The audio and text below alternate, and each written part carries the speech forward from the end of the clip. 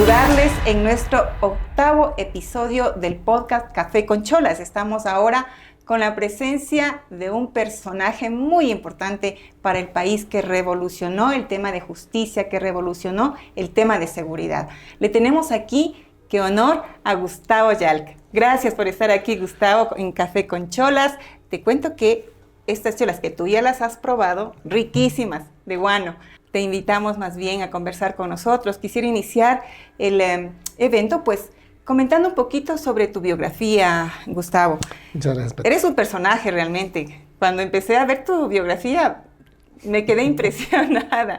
Te cuento, bueno, pues, les comento. Gustavo nació en Guayaquil, pero él ha residido la mayor parte de tiempo acá en Quito.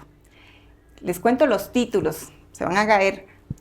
Recibió el título de abogado y doctor en jurisprudencia por la Universidad Pontificia la Católica del Ecuador, ¿no? Obtuvo un doctorado de PhD en Derecho Internacional en la Universidad Sorbona de París, Francia, en 1995, ¿no? Es especialista en varias áreas de derecho constitucional, internacional y procesal. Ha recibido el reconocimiento de numerosas instituciones en el país y en el exterior por su trayectoria en reforma judicial, derechos humanos y mediación.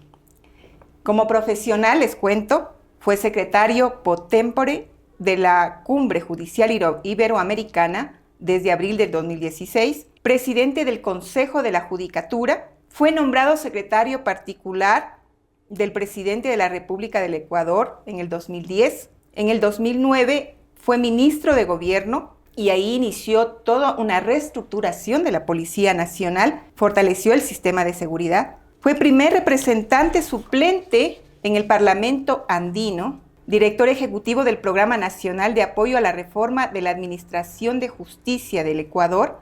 Ha sido catedrático en varias universidades, pero también tengo algunos reconocimientos que sí me gustaría también leerles. Tenemos un reconocimiento Gran Cruz de la Orden Iberoamericana de la Justicia, otorgada por la Fundación Carlos III de España. Un reconocimiento especial otorgado por la Corte Superior de Justicia de Tumbes, Perú. Mire, es interesante el tema con Perú, ¿no? Porque es en agradecimiento por la cooperación que Ecuador brindó a Perú para la implementación de juzgados de flagrancia en este país. Condecoración de la Comisión de Asuntos Americanos al Mérito Notarial en el grado de Gran Cruz, otorgada por la Unión Internacional del Notariado, dice, ¿no? Medalla al Mérito, economista José Rancines Vinuesa, por el trabajo que el Consejo de la Judicatura realiza para combatir el delito de usura. Medalla al Mérito en la Fundación Pública, condecoración al Mérito Social otorgada por el Cuerpo de Bomberos, Gran Cruz de la Orden de Mérito de Chile. Miren, una maravilla. Y hay un montón de cosas más, ¿no? Que nos pasaríamos un montón. Bueno, hay un montón. Gustavo, qué gusto estar contigo.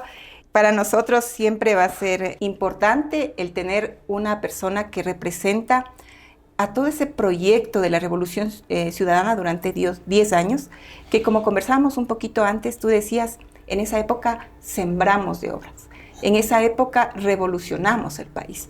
Y me siento orgullosa de tenerte aquí. Y quisiera empezar este podcast, bueno, preguntándote un poquito, Gustavo, ¿qué significó para ti toda esa labor que hiciste durante esos 10 años de la Revolución Ciudadana? Y lo digo con orgullo. Patricia, muchas gracias por la invitación. De verdad, el gusto y el honor es mío de estar en tu programa Café con Cholas y degustar a los tiempos, pero claro, sí, que las conozco como llegan las cholas de guano, que son muy ricas. Y te agradezco mucho por la invitación. Te agradezco también por esa generosa presentación de tu parte, pero lo más importante realmente es lo que acabas de mencionar, es el haber tenido la oportunidad de desarrollar esa vocación de servicio, de poner, claro, al servicio del bien común y de la comunidad aquello que uno ha tenido la oportunidad de aprender, de formarse, porque tiene sentido todo eso, de haber tenido la oportunidad de tener una beca, de haber estudiado en Francia, que tú lo mencionaste hace un rato, tiene sentido en función de poder volver a tu país, haber tenido la ocasión, la oportunidad de volver y de servir de que esos conocimientos que a uno lo hacen más de alguna manera, tienen sentido si son para servir mejor, como siempre recuerdo un poco esa divisa de mi colegio, ¿no? Ser más para servir mejor, formarte más, aprender más, tener experiencias compartidas de otras realidades, de otras comunidades, pero para servir mejor, para poder ponerte al servicio de la gente, porque al final del día la vida tiene mucho más sabor y más sentido en la medida en que uno puede trabajar por el bien común. Evidentemente uno tiene que ser responsable de la construcción de su propia vida, pero evidentemente el vivir en comunidad significa el aportar, el buscar mejores días para todos. Como lo dice el Papa Francisco, viene a mi mente esta frase en su última encíclica, Fratelli Tutti, en la que dice que si nos salvamos todos tiene sentido. No que solamente unos pocos se salven o tengan una mejor vida, sino que todos podamos tener una mejor vida. Y que el progreso tiene sentido si todos progresamos, no si progresan unos pocos. Así es, ¿no? Entonces, al final, la experiencia está de haber compartido. Mira que a Rafael Correa, por poco lo conozco en Bélgica, en esos años de estudiantes en Europa, porque yo tenía una beca para estudiar en Bélgica también en los mismos años que estudió Rafael. Ya. Pero mi beca al final se concretó en París. Entonces me quedé en Francia. Entonces no fui a Lovaina. Ahí nos hubiéramos conocido. Pero bueno, cada uno hizo sus trayectorias académicas y demás. Yo volví al país y me dediqué a trabajar primero en organizaciones de la sociedad civil, en temas relacionados con la reforma judicial, que siempre fue un poco mi vocación, porque me encanta ser abogado, ejerzo la profesión. Ahora estoy dedicado a eso, a ejercer la profesión como abogado, y en su momento también, cuando recién me gradué, pero siempre me parecía que el sistema escrito, lento, engorroso, no iba a resolverse los problemas de la lentitud y de la falta de transparencia del sistema de justicia, que había que reformar la justicia. Entonces, cuando volví me involucré directamente en temas de reforma judicial, pero en organizaciones de la sociedad civil, con muy poco presupuesto para hacer las cosas, pero que intentábamos pasar mensajes al Estado de que debía reformarse la justicia. Había que cambiar. Pero la real transformación fue cuando, ahí sí nos encontramos con Rafael Correa, en el año 2006, 2007, y conversamos sobre el tema de reforma judicial. Y claro, Rafael, me acuerdo perfectamente en nuestras primeras conversaciones, me decía, mira, tú has hecho un gran esfuerzo en ONGs, en projusticia, pero la reforma judicial hay que hacerla con una política pública, desde el Estado, con los recursos que la función judicial necesita. Algún día lo haremos.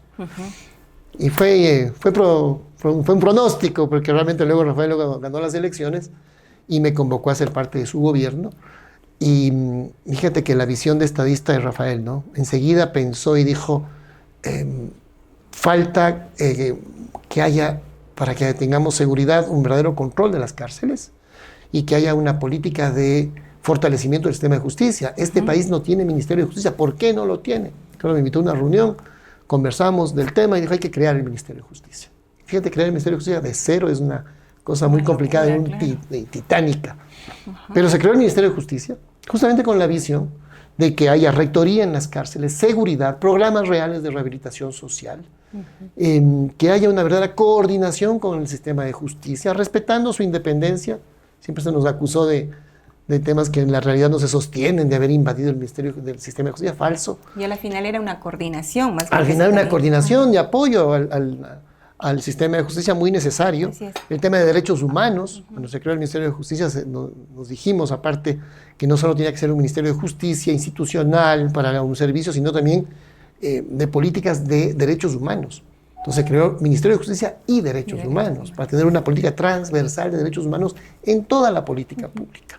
Porque esa era la visión ciudadana, de poner al Estado al servicio de los ciudadanos. Así es. Eso es lo que se vivió en nuestro país del año 2007 al 2017. Esa es la gran diferencia con el pasado y con lo que vivimos ahora, lamentablemente, Patricia, porque se ha perdido eso que en su momento se recuperó, que el Estado y las instituciones funcionen con visión ciudadana, es decir, en función del bien común y estableciendo prioridades y uso de recursos en función del bien general, del bien común, no de grupos corporativos, no de grupos económicos, no de grupos de poder fáctico, sino en función del bien común. Eso es lo que ha fastidiado también a los grupos de poder, ¿no? Pero algo tan importante, Gustavo, que realmente impactó fue también el hecho de que los jueces tenían que rendir cuentas, los fiscales tenían que rendir cuentas. A la final había un seguimiento con respecto a ellos, a la final había incluso una evaluación, una especie de depuración, si se puede decir, del personal, y también el controlar que vayan haciendo realmente su trabajo, ¿no? Yo recuerdo que antes teníamos parvas de procesos, ¿no? Y que no se avanzaba. Y cuando tú ingresaste en el gobierno de Rafael, las cosas empezaron a moverse tan rápidamente que los juicios pues no demoraban nada, iban con un proceso correspondiente. Y los jueces actuaban con celeridad, con transparencia, porque había también todo un proceso de control. Sí, la reforma judicial del Ecuador llegó a convertirse en un modelo a nivel internacional, sí, reconocido por organismos internacionales, por otros poderes judiciales. Tú hace un rato generosamente Perú. Leías una condecoración que me entregó la Función Judicial del Perú, a la Función Judicial Ecuatoriana, al Consejo de la Judicatura, en mi persona. Pero el tema era reconocer justamente lo que estábamos aportando a nivel regional, porque venían delegaciones de Paraguay, de Perú, de Costa Rica, de Nicaragua, para ver justamente el modelo que estábamos implementando en México, para ver esos modelos de gestión que estábamos haciendo en mediación, en solución alternativa de conflictos, en el juzgamiento de delitos flagrantes, en oralidad procesal. Los uruguayos también, que eran los referentes en América Latina del sistema oral, así es. Luego eran admirados de que en Ecuador lo hayamos hecho tan rápido, que en apenas año y medio cambiamos del sistema escrito al sistema oral, justamente para que haya más agilidad, mayor acceso, para que los juicios no demoren una eternidad. Porque al final, decía hace un rato, las políticas públicas deben estar enfocadas en lo que el ciudadano necesita, en el bien común. ¿Y qué nos pide el ciudadano en relación a la justicia? Dos cosas, principalmente. Pide rapidez y pide transparencia. Es lo que los ciudadanos aspiran del sistema de justicia. Entonces, las políticas públicas de reforma judicial tenían que estar enfocadas en esos dos principales aspectos. Yo siempre recuerdo que los grandes pecados capitales de las reformas judiciales de América Latina en los años 90 y principios del siglo XXI incluso, era que eran modelos de oferta, no de demanda. Es decir, se ofrecía como más juzgados, incluso infraestructuras modernas, hasta más jueces. Pero son los llamados modelos de oferta. Los modelos de demanda es qué necesita la gente, qué necesita el ciudadano, y vamos desde ahí a generar infraestructura, tecnología, modernización, más jueces, modelos de gestión. Y también se entendió finalmente, y Ecuador en eso fue un referente, que el tema no solamente era más jueces o infraestructuras, sino modelos de gestión completos, con una visión integral, con reforma procesal, por supuesto, con infraestructuras, con tecnología, con capacitación, con una carrera judicial sólida. Y ahí viene lo que tú mencionas. Entonces, la justicia empezó a ser más rápida y más transparente en nuestro país por esa visión integral. No era solamente más jueces o las infraestructuras que se decían, es que solo han hecho edificios modernos. No, es todo un conjunto de reformas que conjugaron toda la experiencia que habíamos acumulado en el tiempo también. No es que, digamos, esto lo aprendimos de la noche a la mañana, hicimos toda una carrera que involucró derecho comparado y demás, de lo que significan los verdaderos modelos de reforma judicial. Entonces luego tuvimos la ocasión de poderlo poner en marcha de manera rápida, de manera integral, con reformas procesales, con infraestructura, con tecnología, y eso que decías tú hace un rato, la rendición de cuentas. Porque esa es la visión ciudadana. Los servidores públicos estamos ahí representando el bien común y por lo tanto debemos rendir cuentas también de nuestro tiempo, del uso de recursos y evidentemente a nivel judicial también la evaluación de desempeño y el sistema disciplinario. Porque siempre hemos dicho que en política pública, en general, en particular en la función judicial, pero se aplica para todas las áreas del servicio público, hay dos cosas que deben siempre combinarse. Una, la modernización, modernizas con recursos, con tecnología, y otra, la transformación, que son los valores. Entonces, transformas con valores, modernizas con recursos. Entonces, se unen ambas cosas, infraestructura, tecnología, más jueces, pero con valores. Es decir, rendición de cuentas, ingresos meritocráticos, evaluación de desempeño, sistema disciplinario, atender las quejas de los usuarios. Antes no se atendían las quejas de los usuarios. Claro. Y ahora otra vez hemos caído en eso. Nuevamente, los usuarios se quejan, nadie les hace caso, y eso es caldo de cultivo para los privilegios. Entonces, los que tienen llegada, los que tienen privilegios son los que son atendidos, y el público en general no. Y esa es la Revolución Ciudadana, la que busca la igualdad de tratamiento. La Revolución Ciudadana busca el tratamiento igualitario para todos, la igualdad ante la ley. Todos somos iguales ante la ley.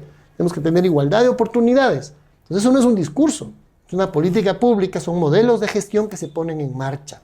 Entonces igualdad de tratamiento es que todos puedan ser atendidos ágilmente, con calidad y calidez, como siempre lo decíamos, en todos los espacios del sector público. Entonces así rompes los privilegios.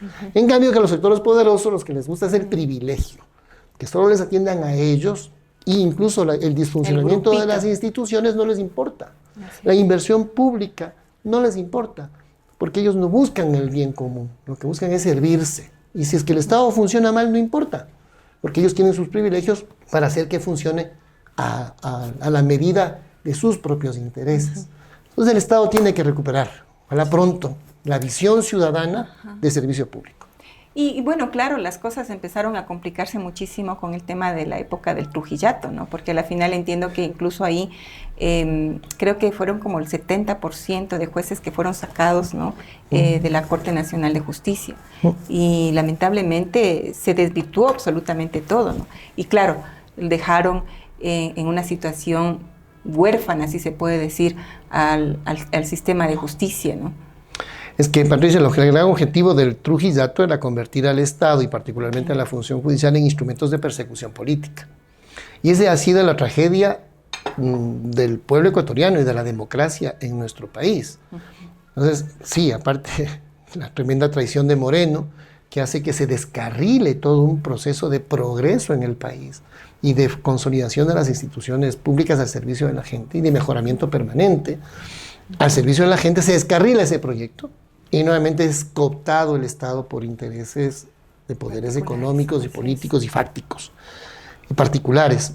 Entonces se produce esta implosión y los grupos de poder capturan las instituciones a través de lo que llamamos en el Ecuador el Trujillato.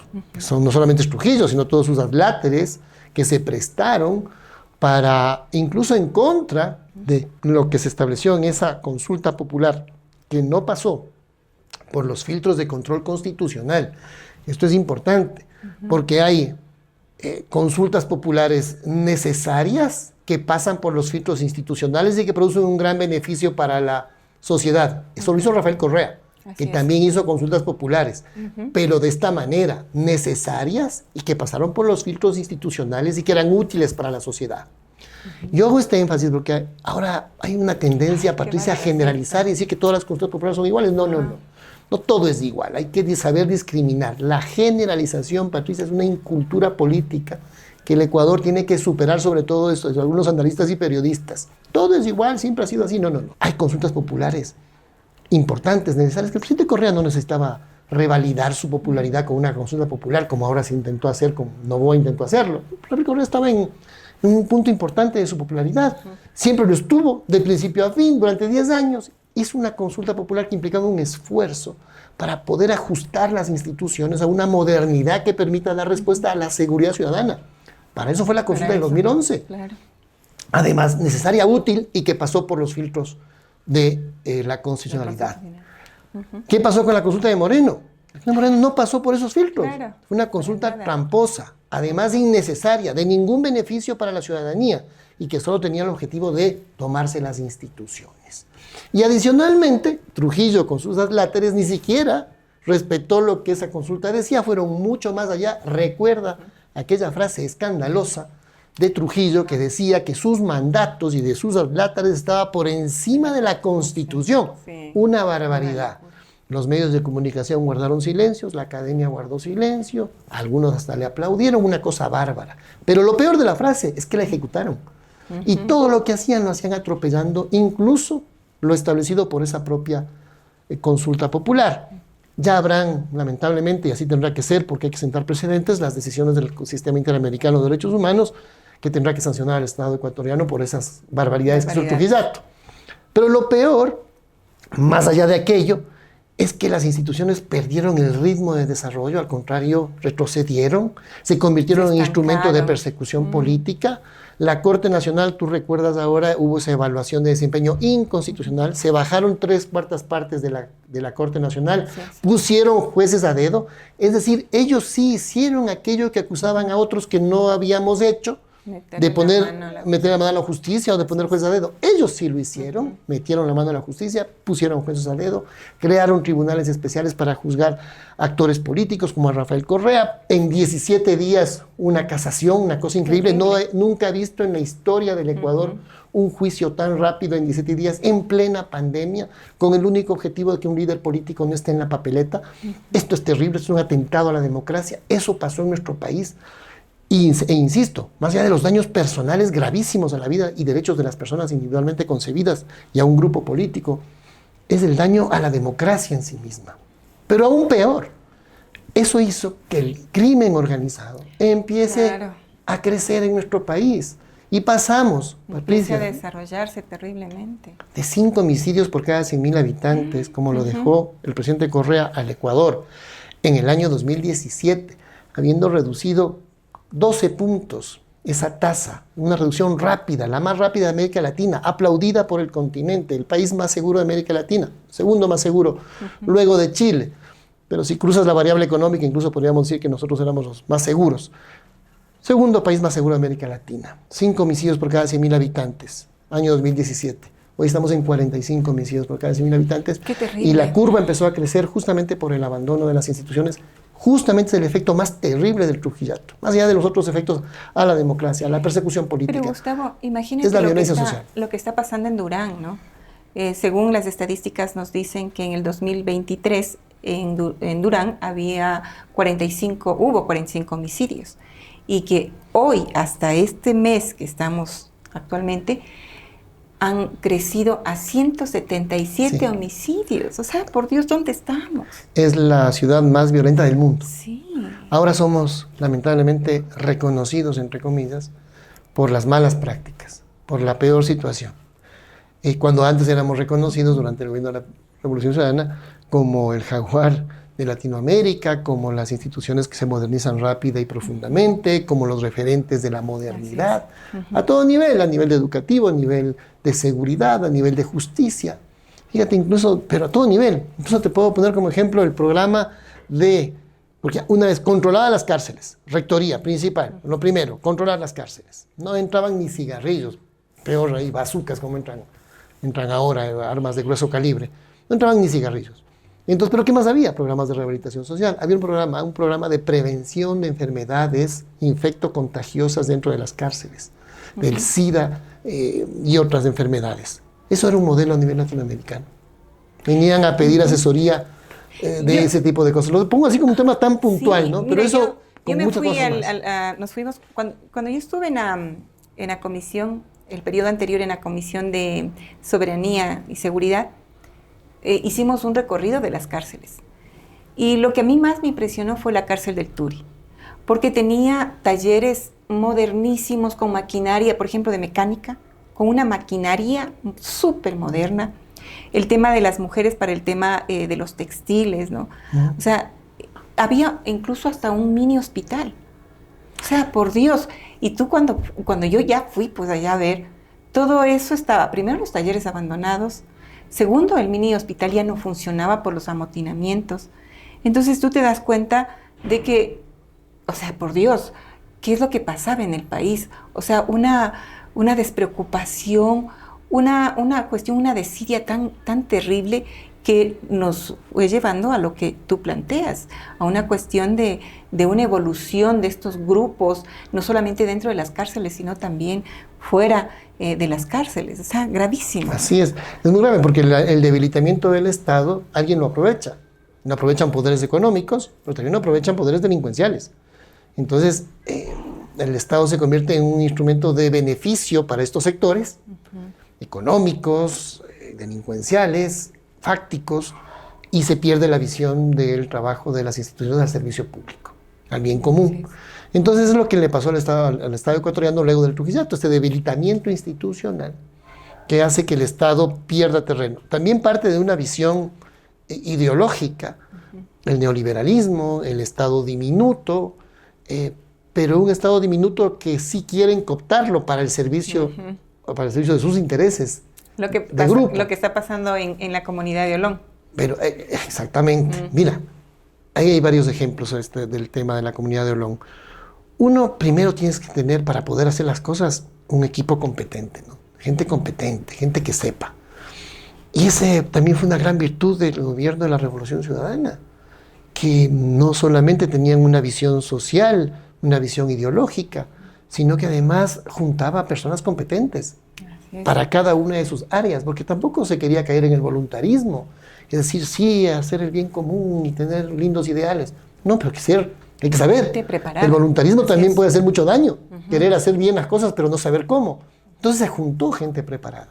¿Qué tenemos ahora? Gente impreparada, sin competencia y sin la visión social. Si no tiene los dos elementos indispensables para hacer política pública en beneficio del bien común, que es tener visión de bien público, visión de bien común y la competencia para hacerlo.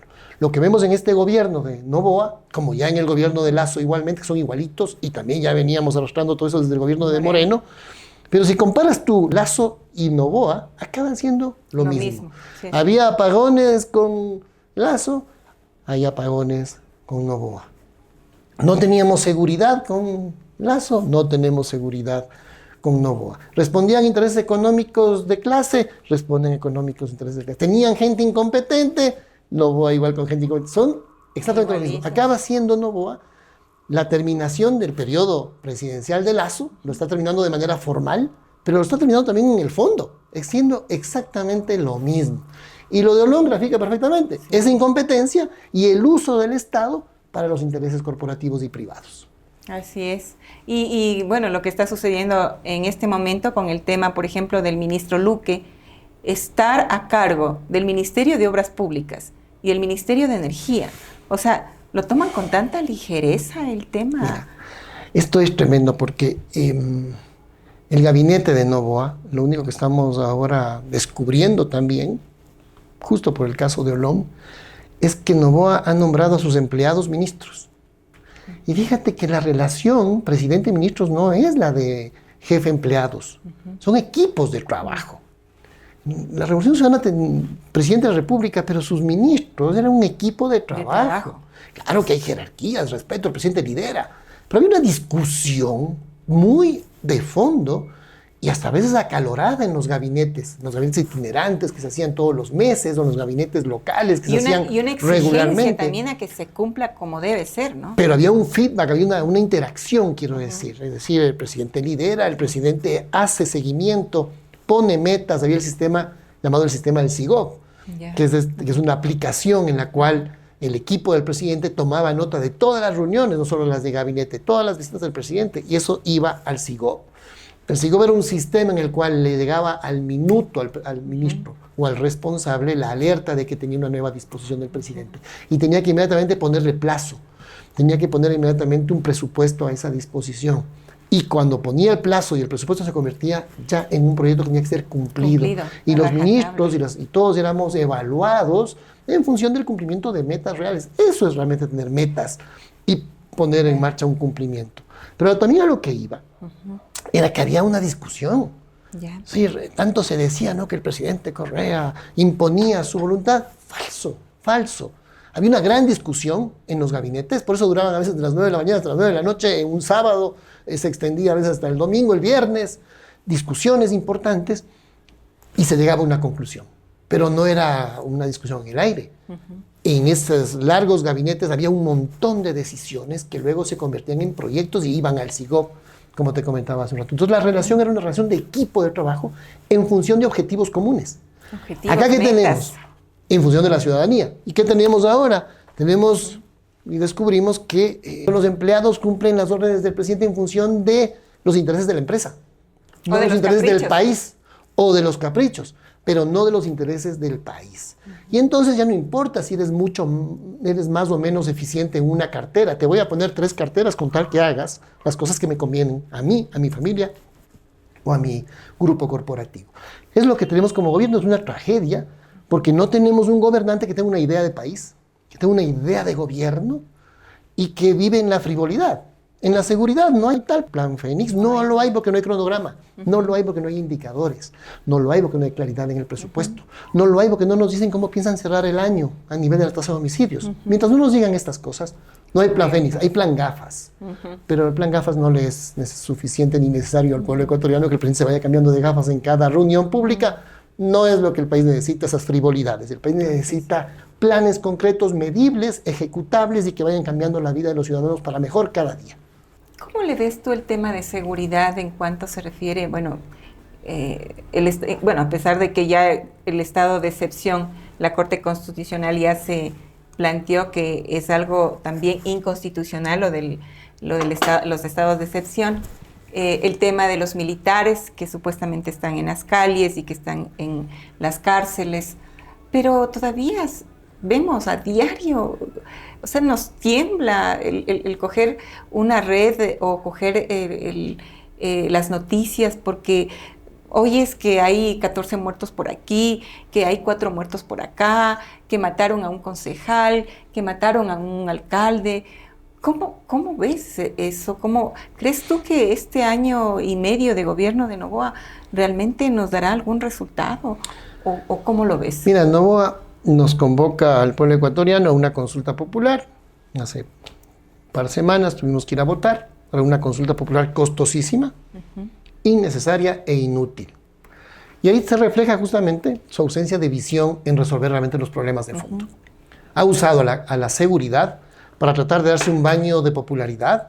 Creo que es un tiro al pie y esto le saldrá muy mal, porque la gente se está dando cuenta, uno, que se ha gastado $62 millones en una consulta popular que solo ha representado una especie de campaña presidencial por su reelección anticipada con uso de recursos del pueblo ecuatoriano, en lugar de utilizarnos ese dinero. Se puede hacer muchísimas cosas, remodelar las unidades de policía comunitaria, ponerlas en marcha nuevamente, porque si no las han dado mantenimiento en 7 años, muchas están abandonadas en malas condiciones. Entonces, poner en marcha otra vez esa policía de cercanía que dio muchos resultados en la época de la Revolución Ciudadana, porque es la policía de cercanía con una capacidad de reacción inmediata, en la medida que les des logística, recursos, comunicaciones para que puedan, capacitación, visión ciudadana, todo eso que se les dio, no se hizo eso. Ni eso mínimo se ha hecho.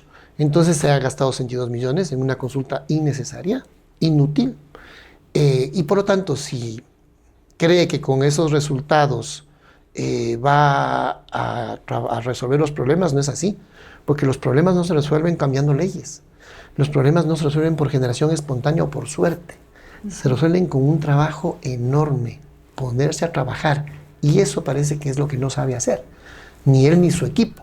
Entonces no va a poder resolver lamentablemente esos problemas. La seguridad en particular requiere mucho esfuerzo, muchísimo sacrificio de horas de trabajo, de seguimiento. El presidente Correa todas las semanas se reunía con su gabinete de seguridad, todas las semanas. Y si era necesario más, aún más. Y si tenía que hacer un viaje en la semana adicional con el objetivo de seguridad, lo hacía. ¿Para qué? Para verificar que los planes de seguridad se estén aplicando, para verificar en el terreno que la logística haya llegado. Y se generó también lo que se llamó el cuadro de mando integral para la policía, que significaba entregarle logística, establecer metas y que los ascensos se den en función del cumplimiento de esas metas. Al policía profesional eso le encantó. Al policía que realmente es policía por vocación, eso le gusta, porque la policía es jerárquica y quiere tener una misión y una meta. Evidentemente hay que darle todos los recursos. Se depuró a la policía, se le dio recursos, se le dotó de los mejores laboratorios de criminalística de América Latina y con eso también se le puso metas. Evidentemente, también eso te permite identificar a los malos elementos, que no trabajan, que no cumplen metas o que pueden tener vinculaciones indeseables con el crimen. Salieron más de 1.200 policías que no pasaron pruebas de confianza. Una depuración.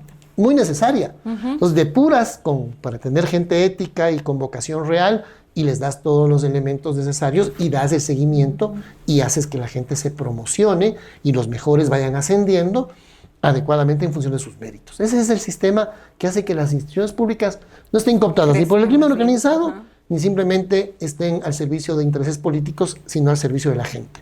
Y digo esto de intereses políticos porque la gran tragedia de la Policía Nacional nuevamente empezó con el gobierno de Moreno, cuando se eliminó todo lo que te acabo de mencionar, no les dan logística, no les dieron elementos de capacitación y simplemente dejaron que nuevamente la policía se autogobierne con el único objetivo de que defienda al gobierno de Moreno, pero se perdió toda la visión ciudadana de servicio a la gente.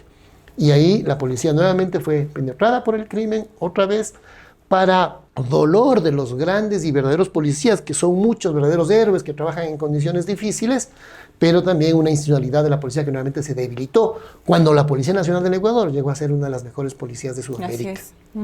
Y esa policía comunitaria. Bueno, dejemos un poquito la parte fuerte, ¿no? Pero cuéntanos un poquito más bien.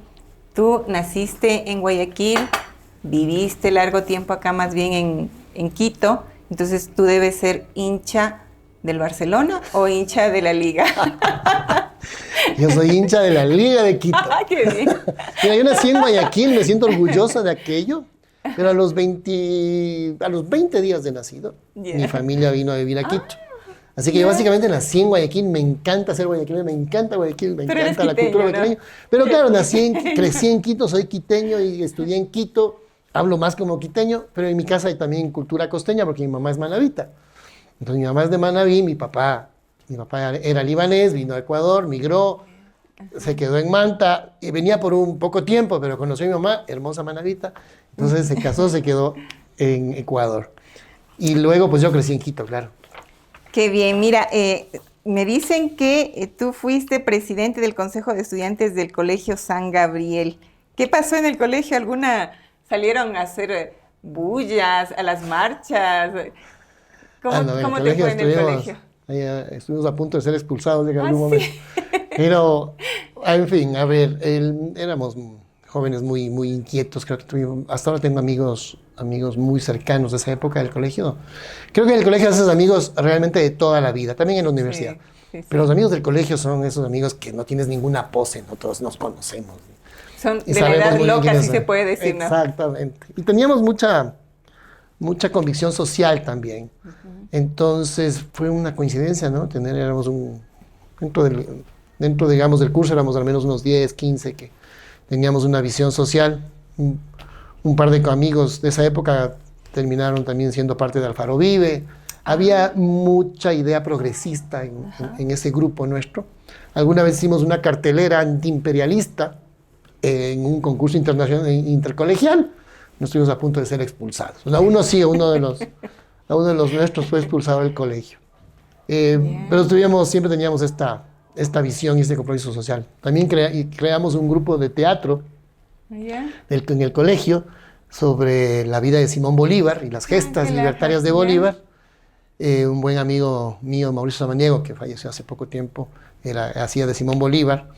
Bueno, y nos fuimos también de gira por los colegios femeninos de Quito, sin autorización. Pues también esa fue otra razón por la que casi nos expulsan. Pero en una época maravillosa, yo quiero mucho a mi colegio también en sí mismo, creo que fue una formación muy interesante. Y también con visión social. Incluso mira, el lema del colegio de ser más para servir mejor, creo que muchos nos lo creímos de verdad y pensamos que la formación, la educación, la oportunidad, el privilegio que te da la sociedad, o la vida de poder estudiar y demás te da la oportunidad de crecer, de conocer. Pero todo eso tiene que estar al servicio del bien común, en definitiva. Así es. ¿Y lo de la universidad? ¿También fuiste presidente? En la universidad fui presidente claro, en el San Gabriel fui presidente del Consejo Estudiantil. Fuiste presidente de la Federación de Estudiantes. Y en la universidad, presidente de la Federación de Estudiantes, la FEUCE. También, mira, la universidad es un espacio extremadamente interesante. En nuestras épocas había un gran debate ideológico también dentro de la universidad, académico, de mucha exigencia académica, sin duda, pero había mucho debate ideológico. Entonces, mira, yo entré a la universidad en el año 84, 85 y salí en el año 90. Entonces, fíjate cómo incluso hay un gran debate y la caída del muro de Berlín en el año 89, hay todavía una época de Guerra Fría, entonces se debatía mucho sobre temas ideológicos, internamente en la izquierda había mucho debate, con la derecha, etcétera, había mucho debate. Yo diría debate con mucho contenido y también en un contexto, yo diría, de mucho respeto también, recuerdo hacia mi universidad, se debatía álgidamente, había debates estudiantiles muy fuertes, pero con mucho respeto. Y Sí, llegué a la Federación de Estudiantes, fui presidente de la Federación de Estudiantes en el año 90, y fue una experiencia interesantísima porque había que formar equipo de trabajo con enfermería, pedagogía, ingeniería, economía. Entonces, armar un equipo de trabajo para mí fue una gran experiencia al final de la universidad en ese último año. No solamente estar con los abogados discutiendo y debatiendo internamente, sino que fue crear grupo de trabajo con visiones interdisciplinarias y tener también una visión de universidad desde las diferentes necesidades académicas de cada una de esas áreas. Fue una experiencia interesante. Qué bien, qué bien. Y tu formación luego, pues en el campo profesional, te has preparado sumamente bien, tienes unas excelentes experiencias también, que te permiten también ahora aportar también, ¿no? Sabes que tuve la ocasión de irme a estudiar afuera. Como te digo, tenía una beca para ir a estudiar a Bélgica, pero luego esta se transformó en una beca en Francia. Entonces me quedé en Francia y ahí eso no estaba tan planificado inicialmente, porque yo iba a estudiar, profundizar más derecho penal y criminología. Pero se me presentó la oportunidad de quedarme estudiando en Francia, en la Sorbona, y el programa al que apliqué era un programa de Derecho Internacional, que sí me gustaba, que sí me interesaba, pero no era mi prioridad. Pero acabé realmente enamorándome del Derecho Internacional Público y hice una especialización y un doctorado en Derecho Internacional Público y Organizaciones Internacionales. Pero luego me quedé más tiempo en Francia haciendo una maestría en Derecho Penal y una maestría en Ciencias Políticas. Entonces tuve la ocasión ahí de formarme en la Academia Francesa, que es muy interesante.